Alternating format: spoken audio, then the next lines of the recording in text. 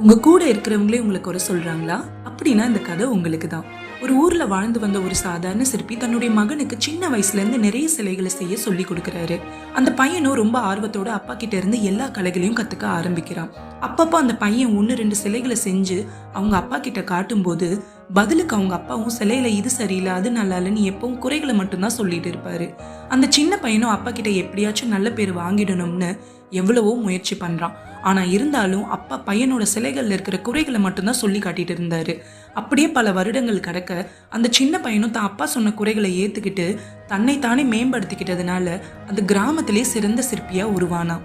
தன் மகனை ஒரு நாள் கூட பாராட்டாத அப்பா அன்னைக்கு அவர் பையன் கிட்ட சொன்னது என்ன தெரியுமா? என்னுடைய ஆரம்ப காலத்துல சிலைகள் செய்யும் போது என்னை பாராட்ட நிறைய பேர் இருந்தாலும் என் தப்ப சுட்டி காட்ட ஒருத்தரும் இல்லை. அதனால பெருசா இந்த துறையில என்னால வளர முடியல. நீ பெரிய இடத்துக்கு போகணும்னு தான் நீ செஞ்ச சிலைகள் நல்லா இருந்தாலும் அதுல இருந்த குறைகளை மட்டும் சுட்டி காட்டினேன்னு சொன்னாரு. நம்மளை விட ஒருத்தர் பெரிய ஆளா வரணும்னு உண்மையா ஆசைப்படுறது நம்ம அப்பா அம்மா மட்டும்தாங்க. உங்க குறைகளை அவங்க சொல்லும் போது கோபப்படாம நம்ம நல்லதுக்காகவும் சொல்லியிருப்பாங்கன்னு கொஞ்சம் யோசிச்சு பாருங்களேன். வாழ்க்கையில லேட்டா புரிஞ்சுக்க வேண்டியதை சீக்கிரமா புரிஞ்சுப்பீங்க.